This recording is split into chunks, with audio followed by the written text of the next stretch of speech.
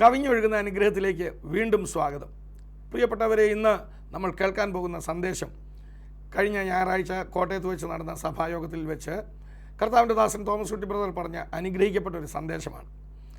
ജഡം എന്നുള്ളതാണ് ഇന്നത്തെ വിഷയം.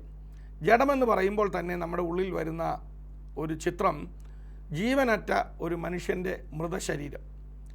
എന്നാൽ വിശുദ്ധ വേദപുസ്തകത്തിൽ ജഡം എന്ന് പറയുന്നത് ആ വ്യക്തിയുടെ ശരീരവും മനസ്സും കൂടെ ചേർന്ന, ദേഹവും ദേഹിയും കൂടെ ചേർന്നതിനെയാണ് ജഡമെന്ന് വിളിക്കുന്നത്.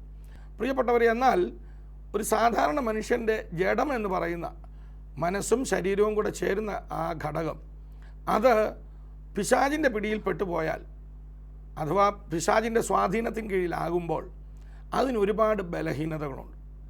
മനുഷ്യൻ്റെ ജഡം ബലഹീനമത്രേ, ജഡം പാപ സ്വഭാവമുള്ളതത്രേ എന്ന് ദൈവത്തിൻ്റെ തിരുവചനത്തിൽ പറയുന്നുണ്ടല്ലോ. അതിൻ്റെ കാരണം ഈ ലോകത്തിൻ്റെ താഴ്ന്ന ഭൂമിയിൽ നിന്ന് എടുത്ത ഈ ശരീരം അതിനൊരുപാട് താഴ്ചകളുണ്ട്, ഈ മനസ്സിന് ഒരുപാട് താഴ്ചകളുണ്ട്. അത് പിശാചിൻ്റെ സ്വാധീനത്തിൽ പെടുന്നതുമാണ്. അതുകൊണ്ട് തന്നെ ഒരു നല്ല ആത്മീയ മനുഷ്യന് ജഡത്തിന്മേൽ നല്ല അധികാരമെടുക്കണം, നിയന്ത്രണമുണ്ടാകണം. എങ്കിൽ മാത്രമേ ഒരു നല്ല ക്രിസ്തീയ ജീവിതം നയിക്കുവാൻ നമുക്ക് സാധിക്കുകയുള്ളൂ. പ്രിയപ്പെട്ടവരെ, അതുകൊണ്ട് ഇന്ന് നമ്മൾ ഈ സന്ദേശം കേൾക്കാൻ പോകുമ്പോൾ നിങ്ങൾ പ്രാർത്ഥനയോടെ വേണം ഈ സന്ദേശം കേൾക്കുവാൻ. കാരണം നമ്മുടെ എല്ലാവരുടെ ഉള്ളിൽ ഈ ജഡമുണ്ട്. ഒരു ചെറിയ പ്രതിസന്ധി വരുമ്പോൾ, ഒരു പ്രശ്നം വരുമ്പോഴാണ് നമ്മുടെ ഉള്ളിലെ ജഡം തലപൊക്കി വരുന്നത്. പെട്ടെന്ന് ആരെങ്കിലും നമ്മുടെ മുഖത്ത് നോക്കി എന്തെങ്കിലും ഇഷ്ടമില്ലാത്തത് പറയുമ്പോൾ നമ്മുടെ ഉള്ളിൽ വേഗത്തിൽ കോപം വരും. ആ വ്യക്തിയോട് തിരിച്ചു പറയുവാനും പ്രതികരിക്കുവാനും ഒക്കെ നമുക്ക് ആഗ്രഹം വരും. വാസ്തവത്തിൽ അത് വരുത്തുന്നത് നമ്മുടെ ഉള്ളിലെ ജഡമാണ്. എന്നാൽ ആത്മാവ് ശക്തി പ്രാപിച്ച ഒരു മനുഷ്യനാണെങ്കിൽ ദൈവവചനത്തിനനുസൃതമായി ദൈവഹിതത്തിനൊത്തവണ്ണം ഏത് സാഹചര്യത്തോടും ആ വ്യക്തി പ്രതികരിക്കുവാനിടയാവും. അത് സാധിക്കുമ്പോഴാണ് വാസ്തവത്തിൽ ഒരു നല്ല ദൈവ പൈതൽ പൂർണ്ണമായ ദൈവഹിതപ്രകാരമുള്ള ജീവിതം ഈ ലോകത്ത് ജീവിക്കുന്നത്. അതുകൊണ്ട് ഇന്ന് എന്നെ കേൾക്കുന്ന പ്രിയപ്പെട്ടവരെ, ഈ സന്ദേശം നമ്മൾ കേൾക്കുമ്പോൾ നിങ്ങളുടെ ജീവിതത്തിൽ ജഡത്തെ ജയിക്കുവാൻ, ജഡത്തിന്മേൽ അധികാരമെടുത്ത് ആത്മാവിനെ അനുസരിച്ച് ജീവിപ്പാൻ കർത്താവ് നിങ്ങളെ പ്രാപ്തരാക്കട്ടെ. അത് ഇന്ന് കേൾക്കുന്ന ഈ സന്ദേശം അത് വ്യക്തമായി കേൾക്കുമ്പോൾ നിങ്ങൾക്ക് അതിനുള്ള പ്രാപ്തി ലഭിക്കും, നിങ്ങൾക്കത് മനസ്സിലാകും. അതിന് കർത്താവ് നിങ്ങളെ സഹായിക്കട്ടെ. നമുക്ക് പ്രാർത്ഥനയോടെ ഈ സന്ദേശം കേൾക്കാം. കർത്താവ് അനുഗ്രഹിക്കട്ടെ. നമുക്ക് വായിക്കാം. ഗലാത്യ ലേഖനം 5-ാം അധ്യായം 24-ാമത് വചനം. ക്രിസ്തു യേശുവിനുള്ളവർ ജഡത്തെ അതിന്റെ രാഗമോഹങ്ങളോടും കൂടെ ക്രൂശിച്ചിരിക്കുന്നു. ക്രിസ്തുവേശുവിനുള്ളവർ ജഡത്തെ അതിന്റെ രാഗമോഹങ്ങളോട് കൂടെ ക്രൂശിച്ചിരിക്കുന്നു. എല്ലാവരും പറഞ്ഞ ജഡം. ജഡം ഒന്ന് തൊട്ട് കാണിക്കാവോ? എവിടായി ജഡം ഇരിക്കുന്നത്?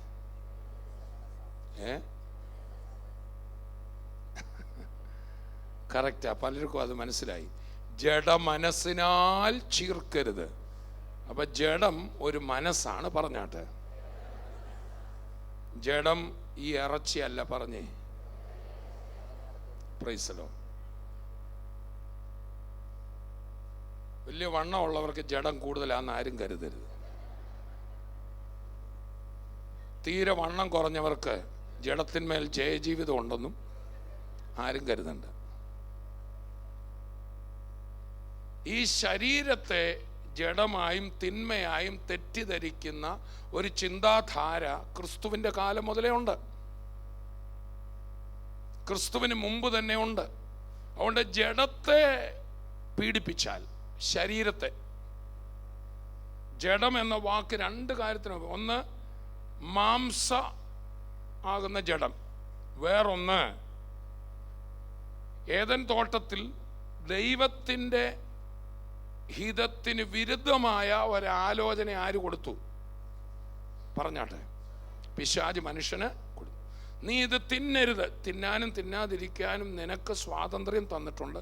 പക്ഷെ മോനെ, ഞാൻ നല്ലത് പറയാം, നീ എന്ത് ചെയ്യരുത്? തിന്നരുത്.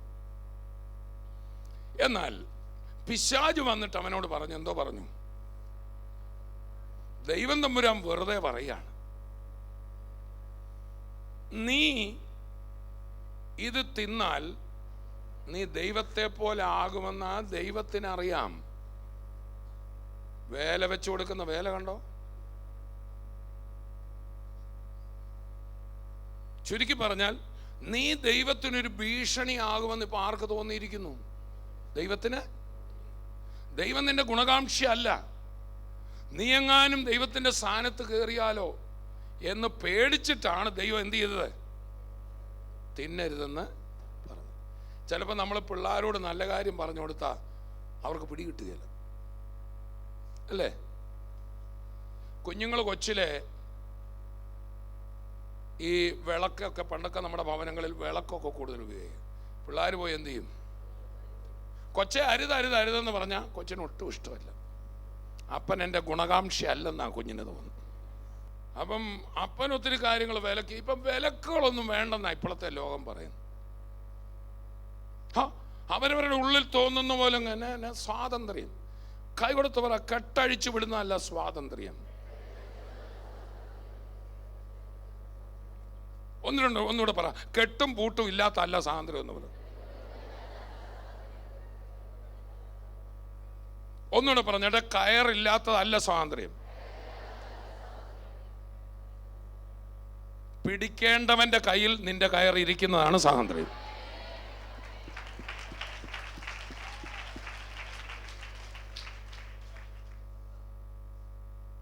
അഭിപ്രായ സ്വാതന്ത്ര്യം,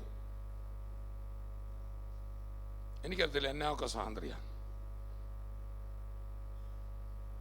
ചില രാജ്യങ്ങളൊന്നും പിള്ളേരെ അടിക്കാൻ പാടില്ല. അങ്ങനെ വെക്കാൻ ചില കാര്യങ്ങളോടുണ്ട്. അനാവശ്യമായി കുഞ്ഞുങ്ങളെ പീഡിപ്പിച്ചതിൽ നിന്നൊക്കെ വന്ന നിയമങ്ങളായിരിക്കും. ചുരുക്കി പറഞ്ഞപ്പോൾ മിണ്ടാൻ മേലാത്ത സ്ഥിതിയായി. പിള്ളേരൊക്കെ അപ്പനെ ഇങ്ങനെ നിന്നുകൊണ്ട് ഫോണിൽ ഇങ്ങനെ കൈവച്ചിരിക്കുക. അവനൊരു നമ്പർ കറക്കാൻ ക്യോ എന്ന് പറഞ്ഞ് പോലീസ് വന്ന് അപ്പനെ അമ്മയെ നേരെ ജയിലിൽ കൊണ്ടിടും. അത് അങ്ങനെ സംഭവിച്ചത് ആ രാജ്യക്കാരുടെ തെറ്റല്ല, ചില പ്രത്യേക സാഹചര്യത്തിൽ നിയമങ്ങൾ ഉണ്ടാക്കിയതാണ്.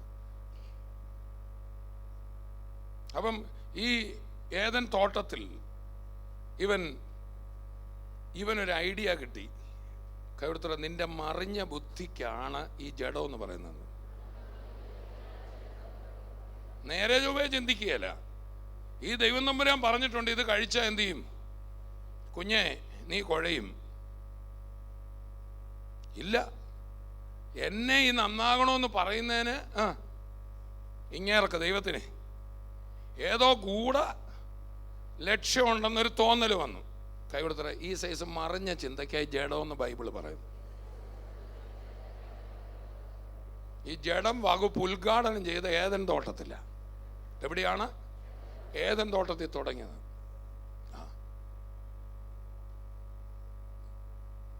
ഇപ്പം നമ്മൾ അതിന് നല്ല ചില പേരൊക്കെ ഇട്ടുണ്ട്. ഈഗോ.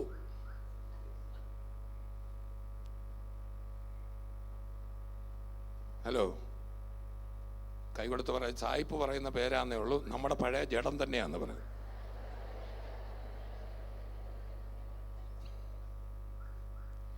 ഈ ജഡത്തിന്റെ പ്രത്യേകത, ഇവൻ ദൈവത്തിൻ്റെ നമ്പർ 1 എനിമിയാണ്. ആര്? വായിച്ച റോമാലേഖനം 8-ാം അധ്യായം എടുത്ത് അതിൻ്റെ 7-ാം വാക്യം വായിച്ച്. റോമാലേഖനം 8-ാം അധ്യായം 7-ാം വാക്യം. ജഡത്തിന്റെ ചിന്ത ദൈവത്തോട് ശത്രുത്വം ആകുന്നു. മതിയല്ലോ.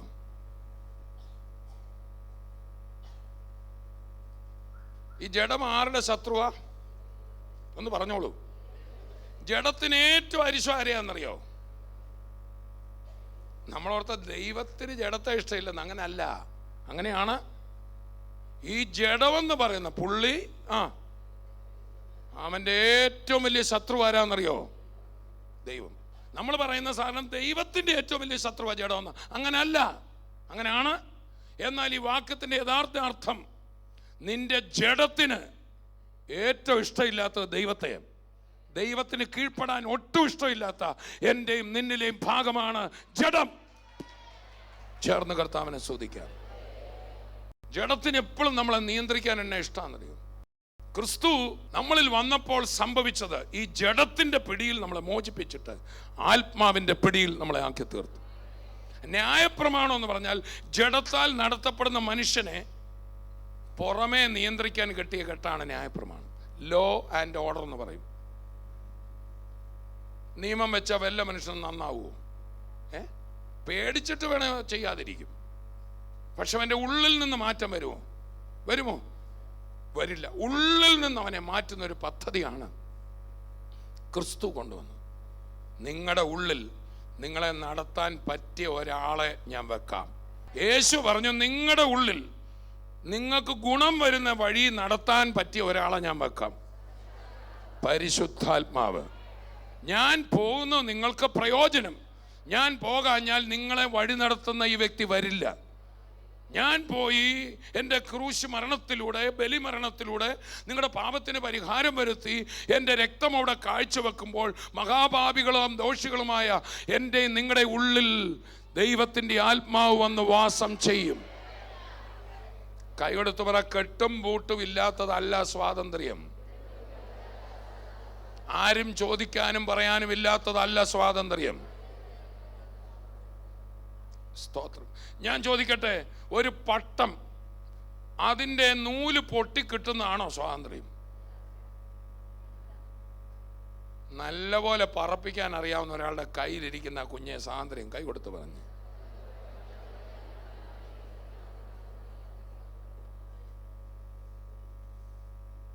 അതുകൊണ്ട് ഇവിടെ ഇരിക്കുന്ന ആരും തങ്ങളുടെ നിയന്ത്രണത്തിൻ്റെ നൂല് പൊട്ടിക്കേണ്ട.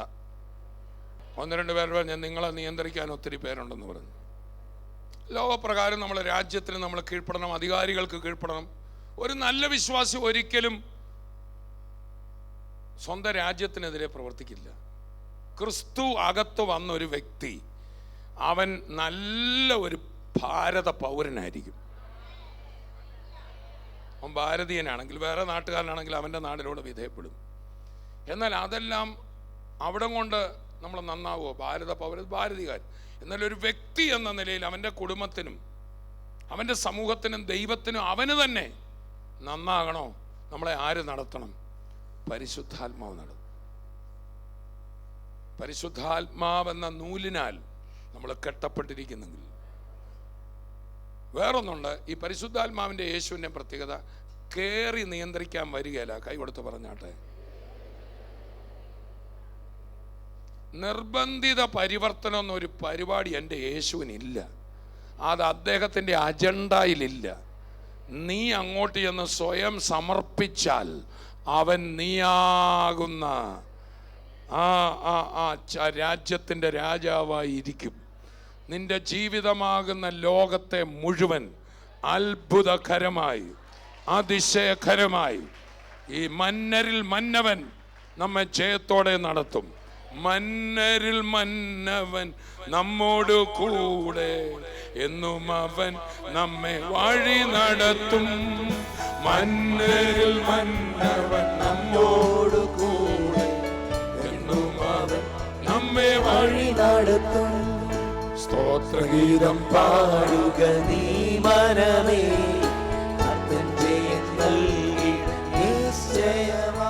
ഒന്നിലും പതറിയിടരുതേ, കണ്ണീരിൽ വഴി പോയിടിലും. ഒന്നിലും കണ്ണീരിൽ വഴി പോയിടിലും, മന്നരിൽ മന്നവൻ നമ്മോട് കൂടെ, എന്നും അവൻ നമ്മെ വഴി നടത്തും. വായിച്ച വാക്യമാണ്, ക്രിസ്തുവേശുവിനുള്ളവർ ജഡത്തെ അതിൻ്റെ രാഗമോഹങ്ങളോടുകൂടെ ക്രൂശിച്ചിരിക്കുന്നു. അടുത്തിരിക്കുന്നവർ പറഞ്ഞോട്ടെ, നിങ്ങളുടെ ജഡത്തിന് രാഗമുണ്ട്, മോഹമുണ്ട്. അതിനെ ക്രൂശിച്ചാൽ, ആത്മാവിനാൽ നിയന്ത്രിക്കപ്പെട്ടാൽ നിന്റെ വഴികളെല്ലാം അത്ഭുതകരമായിരിക്കും. നിന്റെ എല്ലാ വഴികളിലും ചിലപ്പോൾ തൽക്കാലം ചിലതൊന്നും കണ്ടില്ലെന്നിരിക്കും. എന്നാൽ ജഡം പൊങ്ങാൻ അനുവദിക്കാതെ ഒരു ക്രൂശീകരിക്കപ്പെട്ട ജീവിതം, ക്രിസ്തുവിനോടുകൂടെ ക്രൂശീകരിക്കപ്പെട്ട ഒരു ജീവിതം നീ നയിച്ചാൽ നിന്നെ ഉയർത്തുകളിൽ നിന്ന് ഉയരങ്ങളിലേക്ക്, മാനത്തിൽ നിന്ന് മാനത്തിലേക്ക് ദൈവത്തിൻ്റെ ആത്മാവ് നയിക്കുമെന്നതിന് ഒരു സംശയവുമില്ല. കരമടിച്ച് കർത്താവിനെ സ്തുതിക്കാം. ആമേൻ. ഗലാത്യർ 2:20 പൗലോസ് ശ്ലീഹ പറയാണ്, ഞാൻ ക്രിസ്തുവിനോടുകൂടെ ക്രൂശിക്കപ്പെട്ടിരിക്കുന്നു. നമുക്കൊന്ന് വായിക്കാം. ഗലാത്യർ 2:20. ഞാൻ ക്രിസ്തുവിനോട് കൂടെ ക്രൂശിക്കപ്പെട്ടിരിക്കുന്നു. ആ. ഇനി ജീവിക്കുന്നത് ഞാനല്ല, ക്രിസ്തു അത്രേ എന്നിൽ ജീവിക്കുന്നു. ഇനി എൻ്റെ ഇഷ്ടമല്ല എന്നിൽ വർക്ക് ചെയ്യുന്നത്, പിന്നെ ആരുടെ ഇഷ്ടം? ദൈവത്തിന്റെ ഒരു മഹാശത്രു നമ്മുടെ അകത്തിരിപ്പുണ്ട്. അതിന്റെ പേരാണ് ജഡം. ദൈവത്തോട് ഭയങ്കര പിണക്കാമനെ. കൈകൊടുത്തോടെ, നിന്റെ അകത്തൊരു ജഡം ഇരിപ്പുണ്ട്. ദൈവത്തോട് ഭയങ്കര പിണക്കമാ. ദൈവം പറയുന്നതിന് നേരെ എതിരാവൻ. പക്ഷെ നമ്മൾ ഓരോ തവണയും ക്രിസ്തുവിനെ സമർപ്പിക്കുമ്പോൾ ആ ജഡം, ആ പഴയ പാമ്പ് അവൻ എഴഞ്ഞിറങ്ങിപ്പോവും. എൻ്റെ ഇഷ്ടമൊന്നും വേണ്ട പ്രിയനേ, അങ്ങേ ഇഷ്ടം എന്നിൽ പൂർണ്ണമാക്കണേ. എൻ്റെ ഇഷ്ടമൊന്നും വേണ്ട പ്രിയനേ, അങ്ങേ ഇഷ്ടം എന്നിൽ പൂർണ്ണമാക്കണേ. ഇത് പറയുമ്പോൾ ജഡത്തിന്റെ തലയ്ക്ക് അടികൊള്ളുക. അതാണ് പൗലോസ് ശ്ലീഹ പറയുന്നത്, ഞാൻ ക്രിസ്തുവിനോടുകൂടെ ക്രൂശിക്കപ്പെട്ടിരിക്കുന്നു, ഇനി ജീവിക്കുന്നത് ഞാൻ. എൻ്റെ ഇഷ്ടമല്ല, ഉറക്കെ പറ, അവിടുത്തെ ഇഷ്ടം. എല്ലാവരും ആ കയ്യിലിരിക്കുന്ന ദൈവവചനം ഒന്ന് ഉയർത്തിപ്പിടിച്ച്. ദൈവത്തിൻ്റെ ഇഷ്ടം രേഖപ്പെടുത്തി തന്ന തിരുവെഴുത്താണിത്. ചേർന്ന് കർത്താവിനെ സ്തുതി. അനുഗ്രഹിക്കപ്പെട്ട സന്ദേശം നിങ്ങൾ കേട്ടില്ലേ? എനിക്ക് നല്ല ഉറപ്പുണ്ട് നിങ്ങളുടെ ചിന്താഗതികളെ, നിങ്ങളുടെ ജീവിതചര്യയെ പോലും ഈ സന്ദേശം മാറ്റും. കാരണം നമുക്ക് മനസ്സിലാകും നമ്മുടെ ജഡം എത്ര ദോഷമാണ് നമുക്ക് വേണ്ടി ചെയ്യുന്നത്. വാസ്തവത്തിൽ ആത്മാവിൽ അനുസരിച്ച് ജീവിക്കുമ്പോൾ പരിശുദ്ധാത്മാവിന് കീഴ്പ്പെട്ട ആ വ്യക്തി ജീവിക്കുന്നത്. അപ്പോൾ അത് ദൈവഹിതപ്രകാരം, പരിശുദ്ധാത്മാവിനെക്കുറിച്ച് യേശു പറഞ്ഞല്ലോ, അവൻ നിങ്ങളെ സകല സത്യത്തിലും വഴി നടത്തും എന്ന് വെച്ചാൽ ദൈവവചനത്തിന് അനുസൃതമായി. സത്യമെന്ന് പറയുന്നത് കർത്താവിൻ്റെ വചനമാണ്. അതിനനുസൃതമായി പരിശുദ്ധാത്മാവ് നമ്മെ വഴി നടത്തുമ്പോൾ ആ ആത്മാവിനെ അനുസരിച്ച് നമ്മൾ ജീവിക്കുക. അപ്പോൾ അതൊരു പൂർണ്ണതയുള്ള അനുഗ്രഹിക്കപ്പെട്ട ജീവിതമായി തീരും. ഇന്ന് എന്നെ കേൾക്കുന്ന പ്രിയപ്പെട്ടവരെ, നിങ്ങളിൽ ഒരുപാട് രോഗികളുണ്ടെന്ന് എനിക്കറിയാം. പ്രശ്നങ്ങളാൽ, ഭാരങ്ങളാൽ പ്രയാസപ്പെടുന്ന നിങ്ങൾ ഓരോരുത്തരും അതിനെ ജഡികമായിട്ട്, ജഡത്തിനനുസൃതമായിട്ട് നിങ്ങൾ പ്രതികരിക്കാതെ ആത്മാവിനനുസൃതമായി നമുക്കൊന്ന് പ്രതികരിക്കാം. ആത്മാവിൻ്റെ പ്രതികരണം എങ്ങനെയാണ്? ദൈവവചനപ്രകാരം. ഒരു രോഗം വരുമ്പോൾ നിരാശപ്പെടാതെ, ഭാരപ്പെടാതെ, ദുഃഖിക്കാതെ യേശു കാൽവരിയിൽ നമുക്ക് വേണ്ടി അടിയേറ്റു. അവൻ്റെ അടിപ്പിണരുകളാൽ നമുക്ക് സൗഖ്യം വന്നുമിരിക്കുന്നു എന്നാണ് വചനം പറയുന്നത്. അതുകൊണ്ട് നമുക്ക് ആത്മീയമായി അതിനെ ഒന്ന് കൈകാര്യം ചെയ്യാം. സാമ്പത്തികമായി പ്രതിസന്ധിയുള്ളവരെന്നെ കേൾക്കുന്നുണ്ട്. നിങ്ങളുടെ ബുദ്ധിമുട്ടുകളൊക്കെയും ദൈവവചനം പറയുന്ന പോലെ എൻ്റെ ബുദ്ധിമുട്ടുകളൊക്കെയും കർത്താവ് മഹത്വത്തോടെ തൻ്റെ ധനത്തിനൊത്തവണ്ണം ക്രിസ്തുവേശുവിൽ പൂർണ്ണമായി തീർത്തു തരും എന്നല്ലേ വചനം. അതുകൊണ്ട് നമുക്ക് അതിനനുസരിച്ചൊന്ന് പ്രാർത്ഥിക്കാം. ദൈവസന്നിധിയിൽ നമുക്ക് ആ വിഷയങ്ങളുടെ മേലൊന്ന് ജയമെടുക്കാം. ഒരു നിമിഷം ആ കണ്ണുകളെ ഒന്ന് അടയ്ക്കുക. ഞാൻ നിങ്ങൾക്ക് വേണ്ടി പ്രാർത്ഥിക്കാം. ഇന്ന് ശരീരത്തിൽ ഗ്രോത്തുകൾ മൂലം മുഴകളുണ്ടായിട്ട് ബുദ്ധിമുട്ടൊന്ന്, ക്യാൻസറസ് ആണെന്നൊക്കെ വളരെ ഭാരപ്പെട്ട് പ്രയാസപ്പെടുന്ന വ്യക്തികൾ ഇന്ന് എന്നെ കേൾക്കുന്നുണ്ട്. പ്രത്യേകിച്ച് ബ്രസ്റ്റിൽ മുഴയായിട്ട് ഇരിക്കുന്ന സഹോദരിമാരെക്കുറിച്ചും, പ്രത്യേകിച്ച് ഒരു സഹോദരൻ ബ്രസ്റ്റിൽ മുഴയായിട്ട് പ്രയാസപ്പെടുന്നു. അത് ക്യാൻസറസ് ആണെന്ന് ഡോക്ടർമാർ പറഞ്ഞിരിക്കുന്നു. വളരെ പ്രയാസപ്പെടുന്നു. കർത്താവ് അങ്ങനെ ഒരു വ്യക്തിയെ കാണിക്കുന്നുണ്ട്. എൻ്റെ യേശു ഇന്ന് നിങ്ങളെ സൗഖ്യമാക്കും. കർത്താവ് കാൽവരിയിൽ ഏറ്റ അടിപ്പിണരുകളാലുള്ള സൗഖ്യം അത് നിങ്ങൾക്ക് വേണ്ടിയുള്ളതാണ്. നമുക്ക് ചേർന്ന് പ്രാർത്ഥിക്കാം. അപ്പോൾ തന്നെ ഡയബറ്റീസ് രോഗികൾ ഇന്ന് എന്നെ കേൾക്കുന്നുണ്ട്. ശാരീരികമായിട്ട് തളർന്നവരെന്നെ കേൾക്കുന്നുണ്ട്. എൻ്റെ കർത്താവ് അത്ഭുതകരമായ സൗഖ്യവും ആരോഗ്യം നിങ്ങളുടെ ജീവിതത്തിൽ തരും. നമുക്ക് പ്രാർത്ഥിക്കാം. പിതാവേ, ഞങ്ങൾ അങ്ങയെ സ്തുതിക്കുന്നു. യേശുക്രിസ്തുവിൻ്റെ നാമത്തിൽ ഞങ്ങൾ ഒരുമനപ്പെടുക. ഇന്ന് ക്യാൻസർ രോഗികൾക്ക് വേണ്ടി പ്രാർത്ഥിക്കുമ്പോൾ ശരീരത്തിൽ നിന്ന് ആ മുഴകൾ അപ്രത്യക്ഷമായി പോകട്ടെ. ബ്രസ്റ്റ് ക്യാൻസർ ഇപ്പോൾ തന്നെ വിട്ടുമാറട്ടെ. പൂർണ്ണമായ സൗഖ്യം യേശുവിൻ്റെ നാമത്തിൽ ഞാൻ ഈ പ്രിയ മക്കളുടെ മേൽ കൽപ്പിക്കുകയാണ്. കർത്താവെ, അവിടുന്ന് പറഞ്ഞതുപോലെ ആത്മാവിനെ അനുസരിച്ച് നടക്കുന്നവൻ ജഡത്തിന്മേൽ ജയമെടുക്കുകയാണ്. യേശുവിൻ്റെ നാമത്തിൽ ഇപ്പോൾ തന്നെ എല്ലാ നിരാശകളും മാറിപ്പോകട്ടെ, എല്ലാ ദുഃഖങ്ങളും മാറിപ്പോകട്ടെ, എല്ലാ മറുതലിപ്പും മാറിപ്പോകട്ടെ.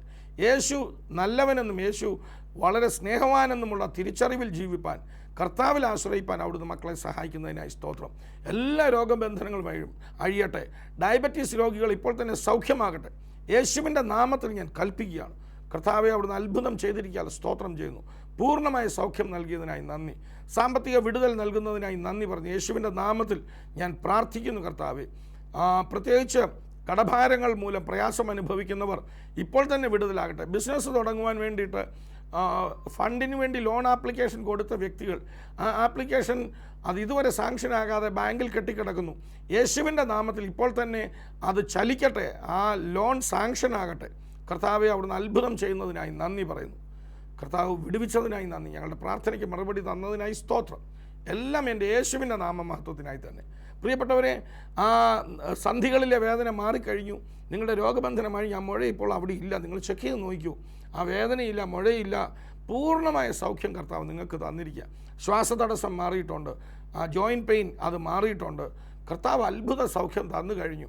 നിങ്ങൾ താഴെ കാണുന്ന നമ്പറിൽ വിളിച്ച് ഞങ്ങളെ ഈ സാക്ഷ്യം അറിയിക്കണം. അതിന് മടിക്കരുത്. അതുകൂടാതെ സാമ്പത്തിക വിടുതൽ കർത്താവ് തന്നിട്ടുണ്ട്. അതിന്മേലെല്ലാം കർത്താവ് അത്ഭുതം ചെയ്തിട്ടുണ്ട്. സാക്ഷ്യങ്ങൾ ഞങ്ങളെ വിളിച്ച് പറയണം. അപ്പോൾ തന്നെ നിങ്ങൾക്ക് തുടർന്നും പ്രാർത്ഥനാ സഹായം ആവശ്യമെങ്കിൽ ഈ കാണുന്ന നമ്പറിൽ വിളിച്ചാൽ മതി. നിങ്ങൾക്ക് വേണ്ടി പ്രാർത്ഥിക്കുവാൻ ഞങ്ങൾ തയ്യാറാണ്. കർത്താവ് നിങ്ങളെ ധാരാളമായിട്ട് അനുഗ്രഹിക്കട്ടെ. നാളെ നമുക്ക് ഇതേ ചാനലിൽ ഇതേ സമയത്ത് വീണ്ടും കാണാം.